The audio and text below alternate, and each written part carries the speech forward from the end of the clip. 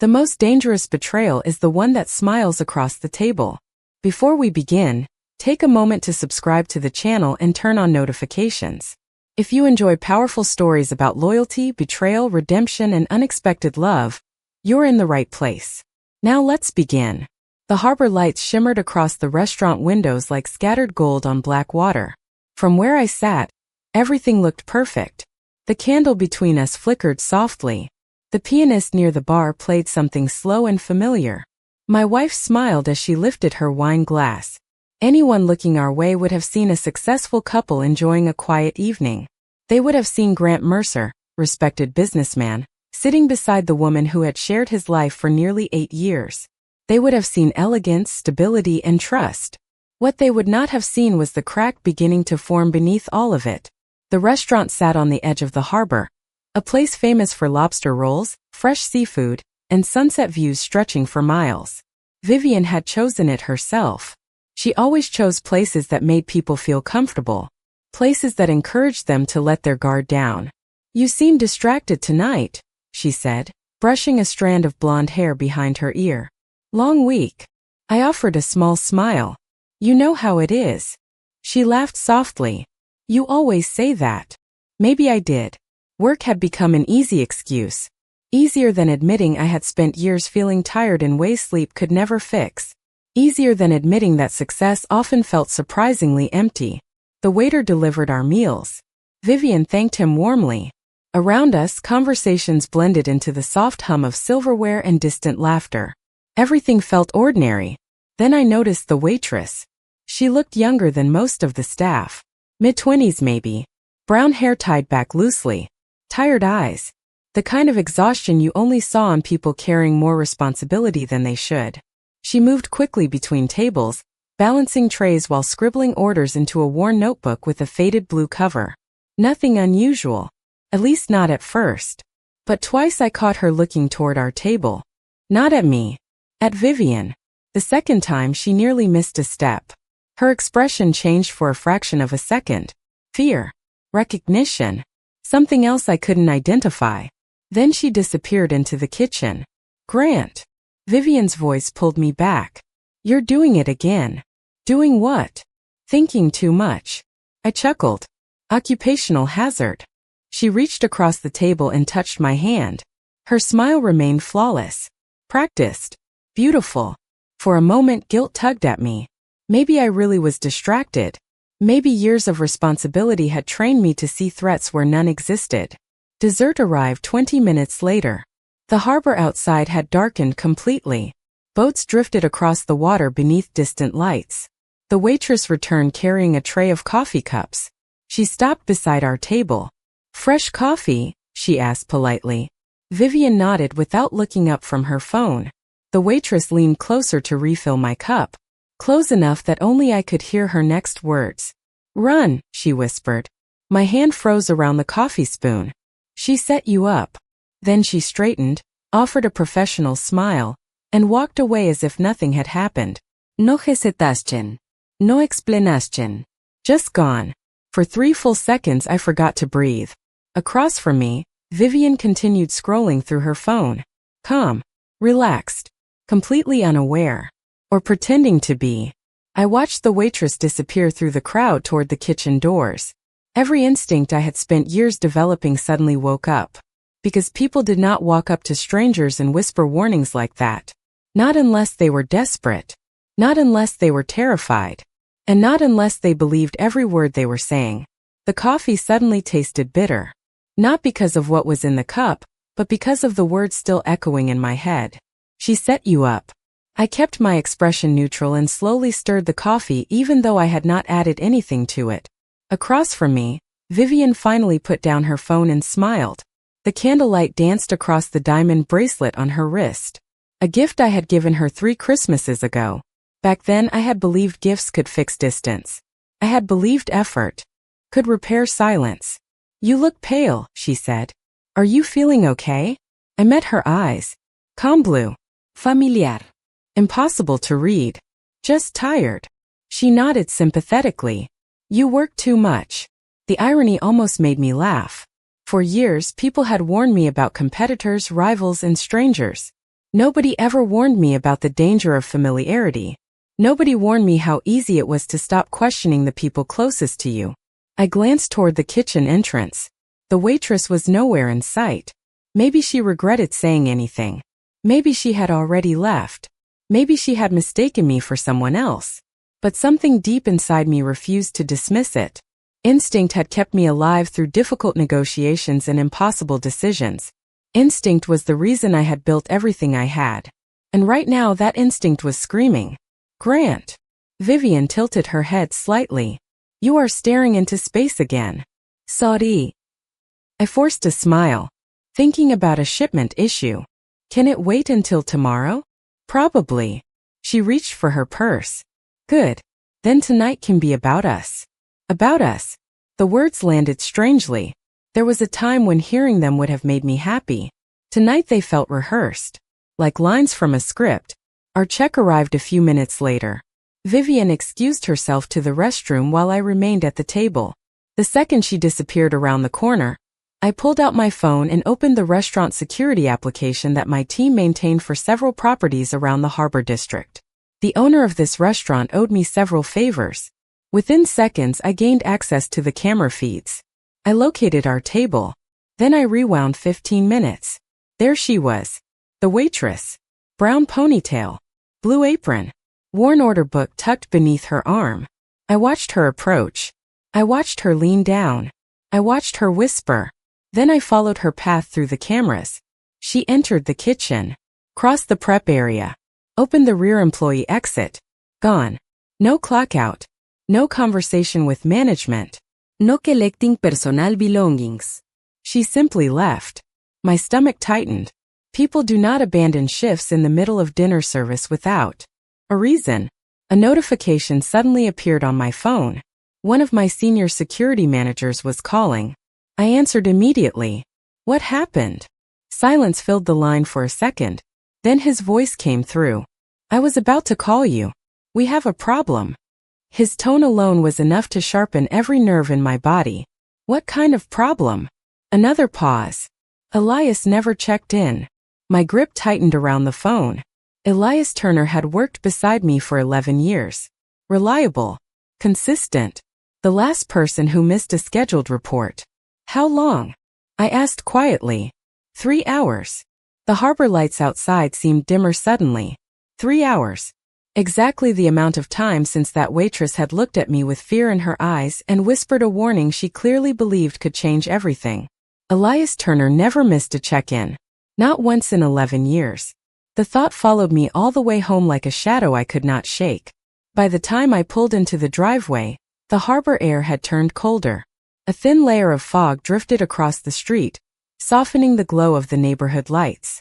My house sat at the end of a quiet cul-de-sac, hidden behind old oak trees and carefully maintained hedges. Normally it felt peaceful.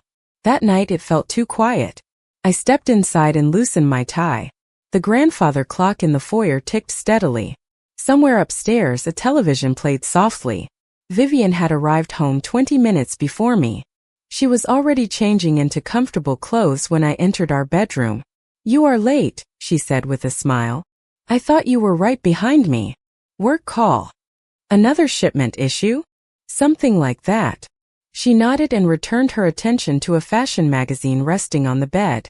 Nothing about her behavior seemed unusual. Nothing seemed forced. And somehow that bothered me more. I walked into my office and closed the door behind me. The room smelled faintly of leather and cedar. Shelves lined the walls. Business reports sat stacked neatly across the desk. Everything was organized, predictable, controllable. Unlike the feeling growing inside my chest. My phone buzzed. It was Ethan Cross, head of my security division. Any update? I asked immediately. We searched Elias's apartment. My pulse quickened. And his car is there. His phone is there. His wallet is there. I stared through the office window into the darkness outside. What is missing? Another pause. Elias. Silence settled between us. I rubbed my forehead slowly. None of it made sense. Elias was the type of man who left notes for missed appointments.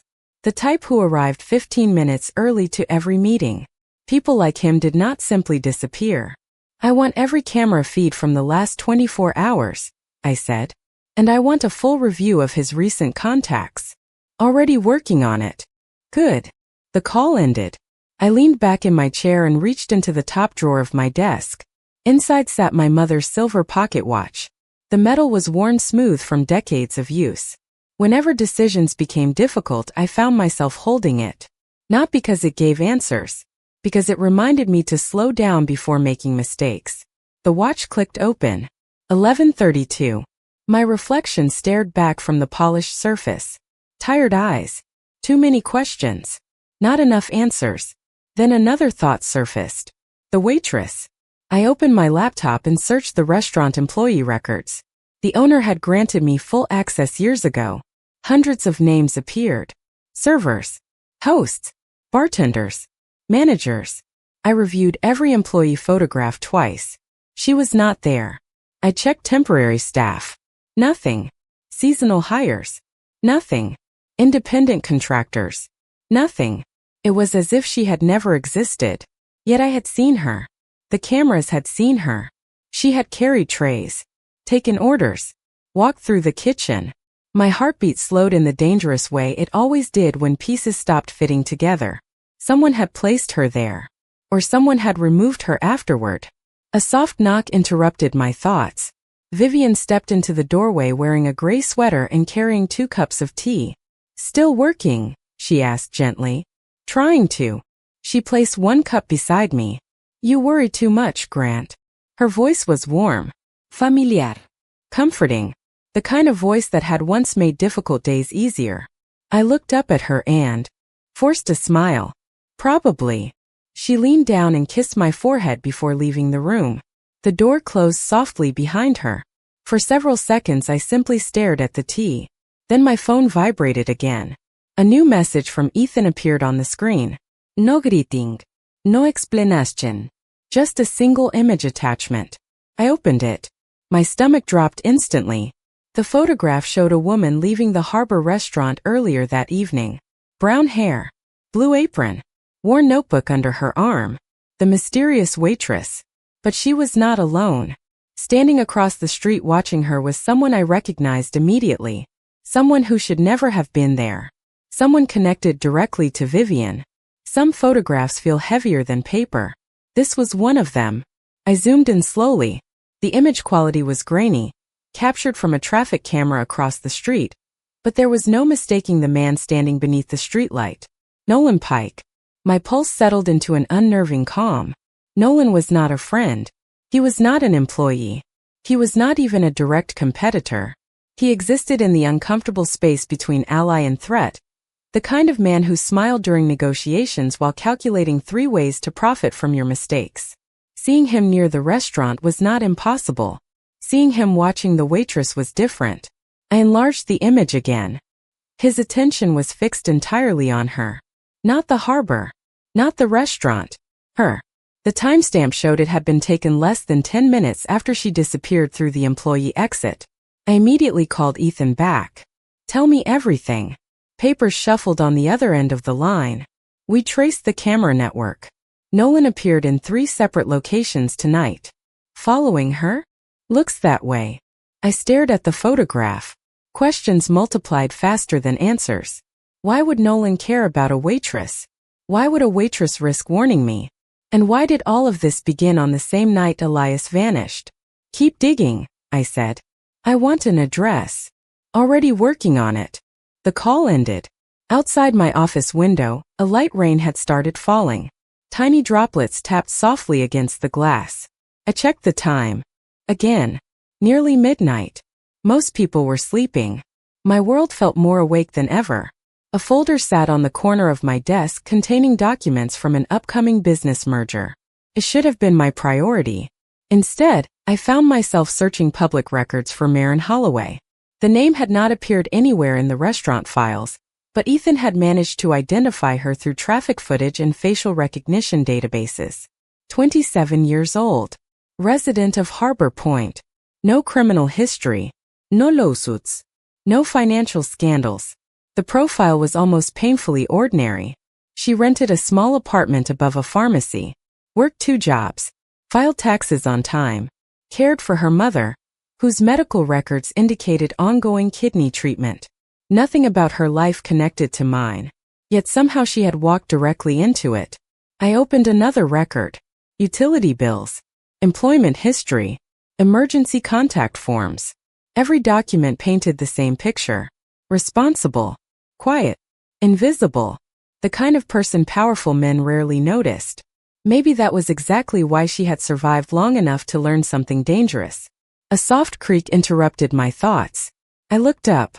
Vivian stood in the doorway again. "You are still awake." Her voice carried concern. "I could say the same about you." She smiled faintly. I heard thunder. She stepped into the office. Her eyes drifted briefly toward my laptop screen. Only for a second. But I noticed. Lately I had begun noticing everything. "Any progress with your shipment problem?" she asked. "A little." "Good." She folded her arms loosely. "You look worried." I almost told her. Almost mentioned the waitress. The warning. Nolan. Elias. Instead I simply nodded. Long day. For a moment neither of us spoke. Rain tapped softly against the window. The grandfather clock downstairs chimed midnight. Then Vivian smiled and wished me good night before leaving. The door closed. I waited until her footsteps disappeared. Then I looked back at the photograph. Something caught my attention for the first time. A reflection in the restaurant window behind Nolan. Tiny. Distorted. Easy to miss. But unmistakable. Another person had been watching the waitress that night. And when I zoomed in further, my blood ran cold. The second observer was driving a car registered to my household. For a long moment I simply stared at the screen. The license plate number was partially obscured by rain and reflection, but not enough. I knew that vehicle. I had approved its purchase myself 2 years earlier. One of the luxury sedans registered under my household transportation account. The kind of vehicle available only to a small circle of trusted people. My chest tightened. Coincidences existed. I had built an entire career around understanding when they did not. I enlarged the image again. The sedan sat nearly half a block away from the restaurant. Parked. Waiting. Watching. The timestamp matched the same window in which Marin Holloway disappeared from the restaurant and Nolan Pike appeared across the street. 3 separate pieces moving across the same board. That was not chance. That was design. I immediately opened the vehicle records.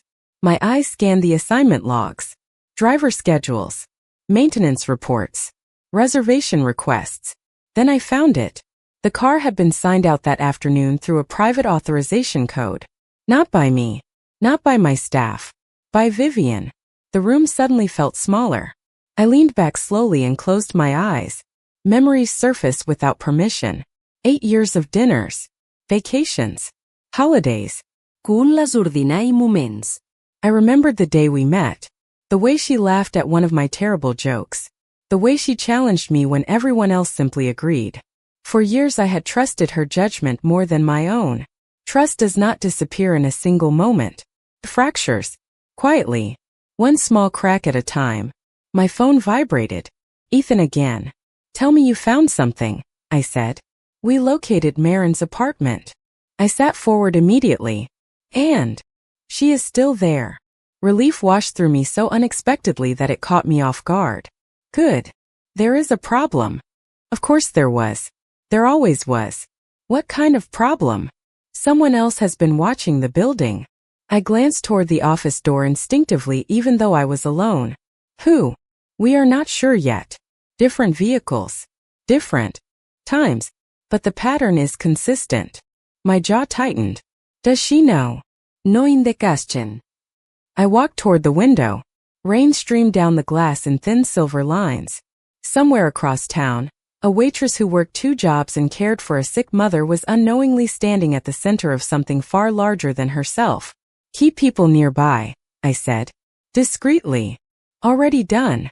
The call ended. I remained at the window for several minutes. Sleep was impossible now. Every answer created 2 new questions. Why had Vivian authorized that vehicle? Why was Nolan interested in Marin? Why had Elias disappeared on the exact same night? And the biggest question of all, what had Marin actually overheard? My laptop chimed softly. A new file had arrived from Ethan's team. Security footage from a pharmacy located beneath Marin's apartment building. The recording showed her entering shortly after midnight. She looked exhausted. Her shoulders slumped. A grocery bag hung from one arm while her worn order notebook rested beneath the other. Ordinary. Human. Real. Then the footage showed something else. As she entered the building, she glanced over her shoulder. Not casually. Not randomly. Like someone who suddenly felt they were being followed. She hesitated for 2 seconds, then hurried inside. The video ended. A strange feeling settled in my chest. Not suspicion. Not curiosity. Concern. Genuine concern. Because for the first time since this nightmare began, I realized something important. Marin had not whispered that warning to save herself. She had whispered it to save me. And if she was right, she might now be the person in the most danger of all. The sky was turning pale when I finally left the house. Sleep had never arrived. Every time I closed my eyes, I saw the same things. Elias missing. Nolan watching. The mysterious warning. Vivian's authorization code attached to a vehicle that should never have been near the restaurant. By 6:30 in the morning, I was driving toward Harbor Point myself. Ethan would have preferred I stay out of it. He would have preferred reports, surveillance updates, and distance. But distance was becoming impossible. Harbor Point sat on the older side of the city where brick buildings lined narrow streets and family-owned businesses survived between chain stores. The pharmacy beneath Marin's apartment looked exactly like the footage had shown. Faded blue awning. Handwritten sale signs taped to the windows. Nothing remarkable. I parked 2 blocks away and watched. Morning traffic flowed steadily. Dog walkers moved along the sidewalks. Delivery trucks unloaded supplies. Ordinary life. The kind of life I rarely saw anymore. My phone buzzed. Ethan. We found something. Tell me. Financial records. I gripped the steering wheel tighter. Whose? Vivian's. The words landed heavily. What kind of records? Hidden accounts. My pulse slowed. How much? Enough that someone spent years building them. I stared through the windshield. Across the street, the pharmacy owner unlocked the front door. Customers began filtering inside. Send everything. Already on the way. The call ended. Seconds later, files appeared on my phone. I opened the first report. The transaction stretched back nearly 3 years. Small amounts at first. Then larger. Carefully spaced. Carefully disguised. Whoever built the accounts understood audits. Understood scrutiny. Understood how to remain invisible. One name appeared repeatedly beside several transfers. Nolan Pike. I closed my eyes briefly. The evidence was still incomplete. Circumstantial. But the pattern was becoming impossible to ignore. A movement near the apartment entrance pulled my attention back. Marin emerged carrying a paper bag and an umbrella. She looked exhausted. The same tired eyes from the restaurant. The same worn notebook tucked beneath one arm. She paused at the curb and checked her phone. Then she frowned. Not dramatically. Just enough for me to notice. Something had unsettled her. She looked over her shoulder. Then across the street. Then behind her again. The reaction lasted only a few seconds. Most people would have missed it. I did not. She felt it too. The feeling of being watched. A black sedan rolled slowly past the building. Marin immediately lowered her head and continued walking. The sedan continued another 50 yards before turning the corner. My instincts sharpened instantly. Something was wrong. Very wrong. I stepped out of my vehicle. Across the street, Marin increased her pace. Not running. Not panicking. Just moving faster. The paper bag shifted beneath her arm. The notebook nearly slipped free. She caught it and kept going. Then her phone rang. I watched her answer. The color drained from her face almost immediately. She stopped walking. Listened. Said nothing. Whatever she heard transformed her expression. Fear. Real fear. The call ended. Marin stood frozen on the sidewalk. For one long second she seemed unsure what to do next. Then she turned and looked directly toward my side of the street. Not at me. Beyond me. Toward something behind me. I followed her gaze. And the moment I saw what she was staring at, I understood why she suddenly looked terrified. The source of fear is not always what you see. Sometimes it is who should not be there. I turned slowly and spotted a man standing beside a newspaper box near the corner. Mid-40s. Gray jacket. Baseball cap. Nothing remarkable except for one detail. I recognized him immediately. He worked for Nolan Pike. Not directly. Not publicly. But I had seen him at private meetings more than once over the years. The man was watching the apartment building. Watching Marin. The moment our eyes met, he looked away. Casual. Practiced. Like someone who had spent years avoiding attention. Across the street, Marin took a step backward. Then another. Her breathing looked shallow even from a distance. Whatever she had heard during that phone call, it had confirmed her worst fears. I started moving. Not running. Not drawing attention. Just crossing the street with purpose. Marin noticed me halfway across. Her eyes widened. Recognition flashed across her face. She remembered me from the restaurant. Of course she did. For a second she looked almost relieved. Then that relief vanished and was replaced by something else. Alarm. Do not stop, she said the moment I reached her. No greeting. No introduction. Just urgency. What happened? I asked quietly.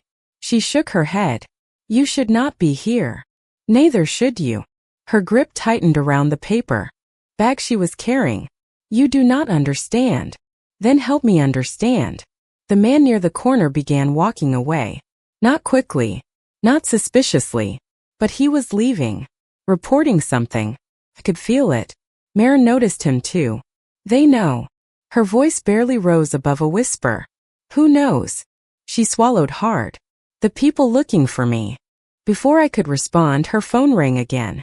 The sound made her flinch. She stared at the screen but did not answer. I caught a glimpse of the caller ID. Unknown number. The call stopped, then immediately started again. Marin. She looked at me for the first time without fear. Without caution. Just exhaustion. I made a mistake. What kind of mistake? Her eyes drifted toward the worn notebook tucked beneath her arm. I wrote things down. Every instinct inside me sharpened instantly. What things? Orders. Conversations. Dates. Her voice trembled. I did not know they mattered at the time. The pieces began sliding together. Not all of them. Just enough. Your notebook. She nodded. I always write everything down. The rain began again, light and steady. Tiny drops collected on the umbrella she still had not opened. Cars rolled past. People moved along the sidewalks. Ordinary life continued around us while something far from ordinary unfolded beneath the surface. Who called you? I asked. Marin looked away. Someone at the hospital. Your mother. Fear returned immediately. They said someone had been asking questions. My stomach tightened. About her. About me. The words hung between us. Heavy. Final. Suddenly the notebook no longer looked like a waitress's work tool. It looked like evidence. Dangerous evidence. And if someone was asking questions at the hospital, then whoever wanted that notebook was getting closer. Marin seemed to reach the same conclusion at the exact same moment. Her face paled. Then she looked directly at me and said the one thing I never expected to hear. They are not trying to find you, Grant. They are trying to find what I accidentally took. For the first time since this began, I stopped thinking about myself. I looked at Marin and saw what I should have seen from the start. Not a mystery. Not a witness. Not a problem to solve. Just a woman who had been carrying a burden she never asked for. Rain gathered along the edge of her umbrella as she held the notebook tighter against her chest. What exactly did you take? I asked quietly. She glanced around before answering. Nothing on purpose. Her voice was tired. I work double shifts. I write everything down because I cannot afford mistakes. She lifted the worn notebook slightly. Orders. Reservations. Delivery schedules. Private events. Anything customers asked for. And somewhere in those notes you recorded something important. She nodded. I did not know it mattered until 3 days ago. A city bus rumbled past, spraying mist across the curb. Marin waited for it to pass before continuing. One of the managers asked me for a specific page. Which page? I could not remember. Her expression tightened. Then another person asked for the same page the next day. My instincts immediately sharpened. Did you give it to them? No, she shook her head. Because I could not find it. For a moment neither of us spoke. The answer raised even more questions. What happened to it? I asked. I do not know. Her eyes dropped toward the notebook. A page was missing. The words settled heavily between us. Missing. Not destroyed. Not removed by her. Missing. When did you notice? The morning after the restaurant warning. She looked embarrassed. I thought maybe I had accidentally torn it out. And now I know someone else took it. The rain strengthened slightly. Across the street, customers moved in and out of the pharmacy carrying prescription bags and coffee cups. Normal lives. Normal worries. Meanwhile, a missing notebook page had somehow connected a waitress, a disappearing security chief, hidden financial accounts, and Nolan Pike. Tell me about your mother, I said suddenly. Maren blinked. What? The hospital called about her. You work 2 jobs to pay for everything. Most of it. She looked away. The insurance helps. Sometimes. For the first time I understood why her eyes always looked tired. Why her hands never stopped moving. Why she had stayed at a job where powerful people held dangerous conversations. Survival does not leave many options. My phone vibrated. Ethan. I answered immediately. What is it? His voice came through fast. Grant, we found the missing page. Every nerve in my body tightened. Where? Inside an archive box connected to the harbor restaurant. What is on it? Silence followed. Then Ethan exhaled slowly. Names. Dates.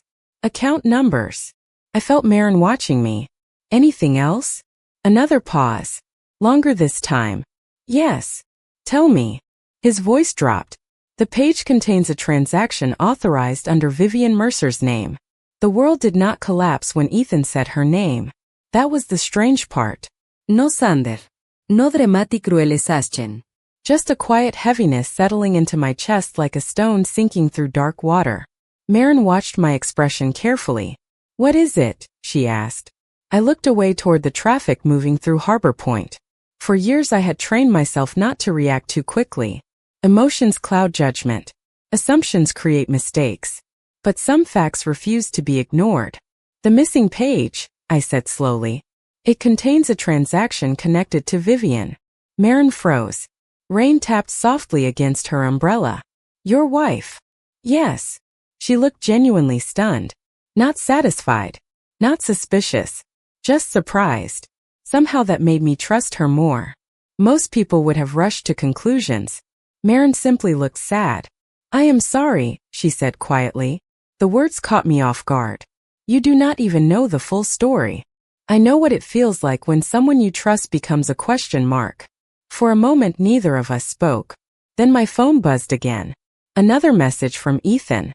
This time it included a scanned image of the recovered notebook page. I opened it immediately. Rows of handwritten notes filled the screen. Delivery dates. Reservation numbers. Names. Most meant nothing at first glance. Then I noticed several entries circled in blue ink. Beside them sat strings of numbers matching offshore account formats. One account appeared repeatedly. The same account connected to Nolan Pike. Another name appeared beside a transfer scheduled for 6 weeks earlier. Elias Turner. My pulse quickened. Suddenly his disappearance no longer felt random. It felt connected. Very connected. Grant. Maren asked. What do you see? I hesitated. Then I turned the screen toward her. Her eyes moved across the page. Recognition flashed almost immediately. I remember this. You do. She nodded. That was the night of a private charity event. At the restaurant? Yes. Her finger touched one corner of the image. These numbers were not there when I wrote the original notes. Ister daher. What do you mean? I mean someone added them later. The air seemed to leave my lungs. Added later. The page had not simply been removed. It had been altered. Which meant the notebook was more than evidence. It was a battlefield. Different people had been using it for different reasons. Are you sure? I asked. Absolutely. She pointed again. I use black ink. That is blue. The realization hit both of us at the same time. Whoever inserted those account numbers wanted them discovered. Wanted them connected to the page. Wanted someone to find a trail. The question was why. My phone rang before either of us could speak. Ethan again. I answered immediately. What happened? His voice sounded tense. Grant, we just received security footage from the archive facility where the page was recovered. And silence. Then a slow exhale. The person who placed the page there was not Nolan. My grip tightened around the phone.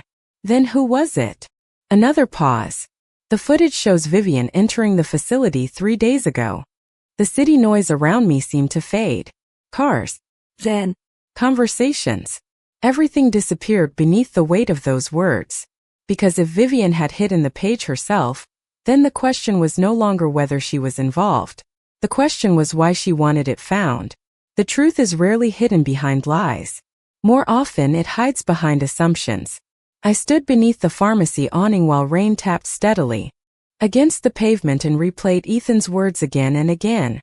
Vivian had hidden the page herself. Not destroyed it. Not buried it forever. Hidden it where it could eventually be found. That changed everything. Maren wrapped her arms around herself and stared at the notebook as if it had become something unfamiliar. I do not understand, she said quietly. If she wanted to keep it secret, why leave a trail? Maybe she did not. My voice sounded distant even to me. Maybe she wanted someone specific to find it. Maren looked up. You.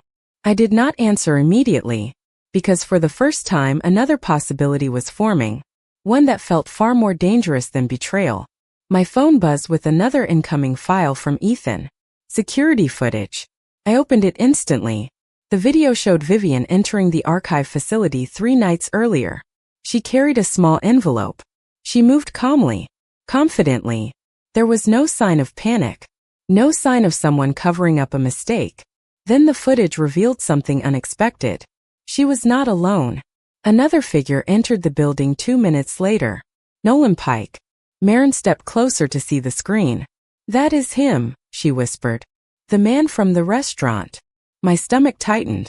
You are sure? 100%. We watched the footage again. Nolan entered. Vivian left separately. Neither appeared concerned about being recorded. Neither behaved like someone hiding a crime. They looked like people executing a plan. What if we have been asking the wrong question? Maren said suddenly. I looked at her. Explain. She hesitated. Everyone assumes your wife is working with Nolan. The evidence suggests that. But what if she is not helping him? Rain drummed against the awning above us. Then what is she doing? Maren swallowed. What if she is setting him up? The possibility hit me harder than I expected. Because once spoken aloud, it fit too many pieces. The hidden page. The altered account numbers. The trail left behind. None of it looked like someone protecting a conspiracy. It looked like someone constructing one. My phone rang again. Ethan. I answered immediately. Tell me you found Elias. Not yet. His voice sounded strained. But we uncovered something else. I closed my eyes briefly. Go ahead. The account connected to Nolan Pike received multiple transfers. We already know that. Not from Vivian.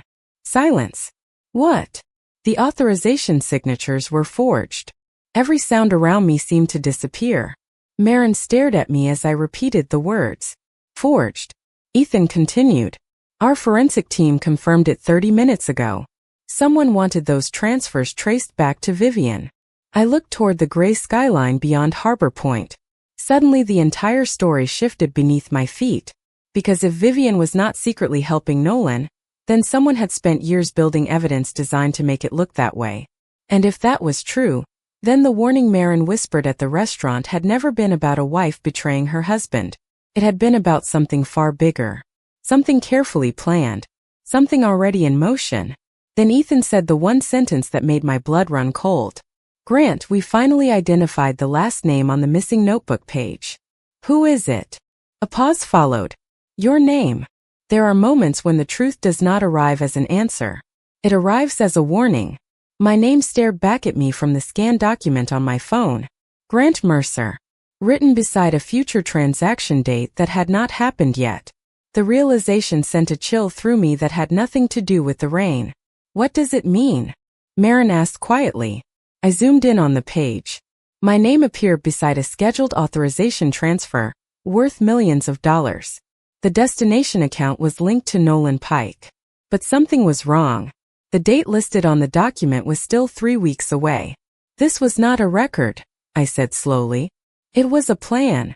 Marin looked confused. A plan for what? Before I could answer, Ethan's voice came through the phone again.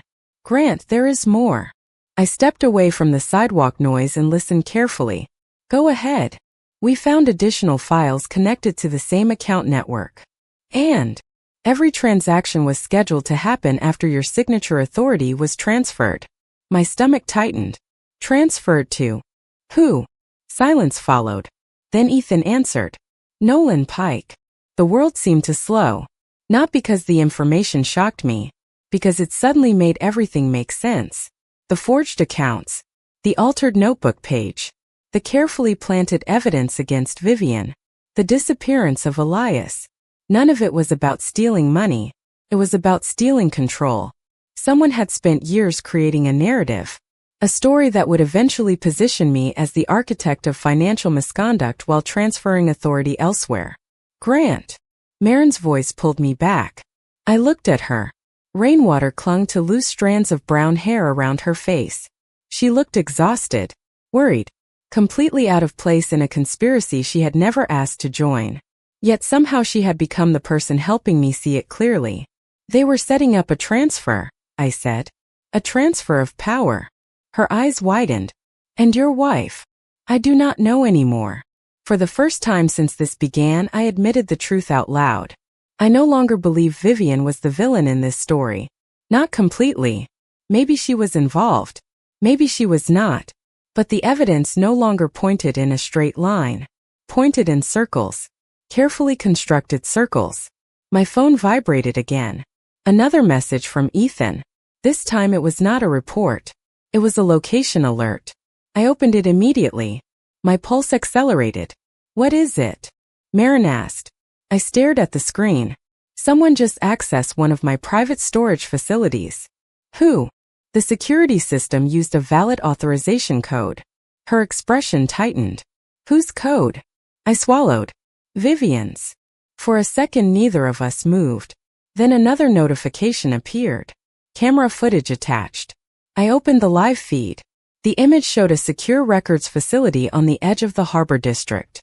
A figure entered the building wearing a dark raincoat. The face was partially hidden beneath a hood. But when the person paused beneath a security light, the camera captured enough detail. Marin gasped softly. That is not your wife. No, it was not. Because standing inside my storage facility was Elias Turner. The same man everyone believed had disappeared. The same man I had trusted for 11 years. And in his hands was a file box labeled with one word that changed everything. Mercer. Trust is not destroyed the day someone betrays you. It is destroyed the day you realize you never truly knew them at all. I stared at the live security feed while rain continued falling across Harbor Point. Elias Turner moved through the storage facility with calm efficiency. No panique. No hesitation. The same steady confidence I had trusted for more than a decade. The sight unsettled me more than any financial record ever could. That is him. Marin asked quietly. I nodded. 11 years. The words felt heavy leaving my mouth. I trusted him with everything. The camera followed Elias as he carried the file box deeper into the building. Then he stopped in front of a records cabinet and opened it using an access code only senior personnel should have known. How many people had that authorization? Marin asked. 3. You. Elias. I paused. And Vivian. Her expression shifted. Not suspicion. Not judgment. Just concern. Because at this point every answer seemed to create a dozen new questions. My phone rang. Ethan again. We have a team heading to the facility now, he said. Do not confront him yourself. I was not planning to. Good. His voice softened slightly. Grant, there is something else. Of course there was. Go ahead. Papers shuffled on his end. We finally recovered Elias's communication records. I felt my stomach tighten. And the calls were encrypted. Can you identify the recipient? A long pause followed. Then Ethan answered. Yes. I waited. The majority were connected to a private number registered under Nolan Pike's network. Maren closed her eyes briefly. The pattern was becoming impossible to ignore. Nolan had always been present. In the restaurant. In the accounts. In the footage. In the background of every discovery. Yet somehow he still felt one step removed from the center. Like someone benefiting from a larger design rather than creating it himself. Anything else? I asked. Ethan hesitated. One call stood out. Why? Because it was not connected to Nolan. The rain seemed louder suddenly. Then who? Silence. Then a name. Vivian Mercer. I looked away toward the street. Cars passed through puddles. Pedestrians hurried beneath umbrellas. Ordinary lives continued while mine seemed to unravel thread by thread. When? I asked. 2 nights before Elias disappeared. The timing mattered. Everything about timing mattered now. Duration. 23 minutes. 23 minutes. Long enough for instructions. Long enough for warnings. Long enough for truths. Maren watched my face carefully. You still do not think she is the villain? It was not a question. I exhaled slowly. I do not know what to think. Because that was the truth. Vivian appeared connected to nearly every piece of evidence. Yet each new discovery suggested something stranger. If she wanted power, why hide evidence? If she wanted control, why leave trails? If she wanted me destroyed, why create clues that exposed the entire operation? Nothing fit. My phone vibrated with a new incoming message. Ethan again. This time there was no text. Only a photo attachment. I opened it immediately. The image showed the contents of the file box Elias had removed from the storage facility. Hundreds of pages. Financial records. Internal reports. Corporate agreements. And sitting directly on top was a handwritten letter. My eyes locked onto the signature at the bottom. Vivian. The letter had been addressed to me. Dated 6 months earlier. Never delivered. And across the front someone had written 3 words in red marker. If anything happens. Some letters arrive too late. Others arrive exactly when they are needed. I stared at Vivian's signature for several long seconds before opening the scanned document. Rain continued falling outside Harbor Point, but I barely heard it anymore. The world had narrowed to a single page written 6 months earlier by a woman I no longer understood. Maren stood beside me silently as I began to read. Grant, if you are reading this, then the worst has already happened. Those were the first words. My chest tightened immediately. The letter continued. I know you will not believe what I am about to say. I know because I would not believe it either. But someone inside your circle has been building a case against you for years. Every account, every transfer, every missing file. It was designed to point back to you. My grip tightened around the phone. The rain seemed to disappear completely. The letter explained how Vivian first discovered irregular financial records nearly 2 years earlier. At first she thought they were bookkeeping errors. Then she found altered signatures, hidden authorizations, internal approvals that neither of us had ever signed. When she started asking questions, files began disappearing. Meetings were rescheduled. Employees resigned unexpectedly. Someone was cleaning the trail faster than she could follow it. Then came the sentence that changed everything. I trusted the wrong person.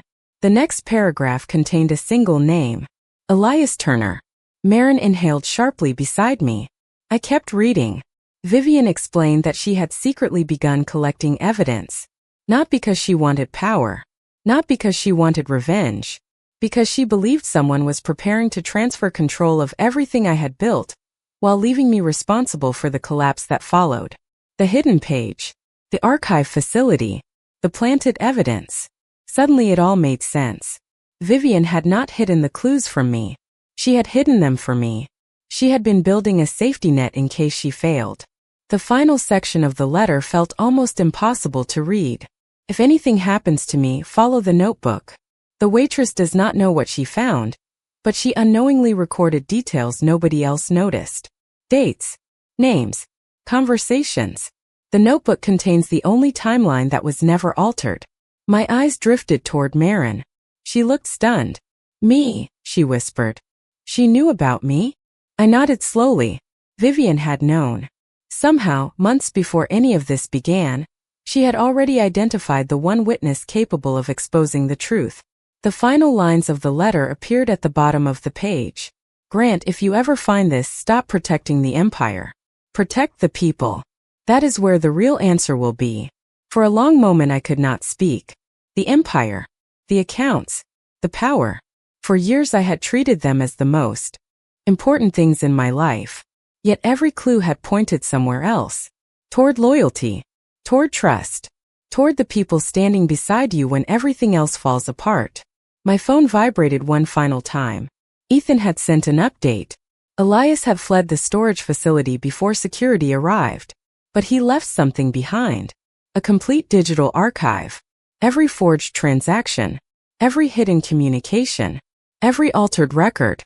Enough evidence to expose the entire scheme. Enough to clear Vivian. Enough to reveal Nolan's network. Enough to end it. Marin looked at me carefully. What happens now? I glanced toward the worn notebook still tucked beneath her arm. The same notebook she carried through double shifts. The same notebook everyone had been chasing. The same notebook that ultimately revealed the truth. Then I smiled for the first time in days. Now, I said quietly, we stop chasing power and start protecting what matters. And standing there beneath the gray morning sky, I finally understood something that had taken me years to learn. The person who saved my future was never the most powerful person in the room. She was a tired waitress carrying a worn notebook and enough courage to whisper 4 words that changed everything. If this story touched your heart, please take a moment to like this video, subscribe to the channel, and share it with someone who believes that courage, kindness, and truth still matter. Tell us in the comments. If you were Grant, would you have trusted Marin's warning? Thank you for watching, and we'll see you in the next story.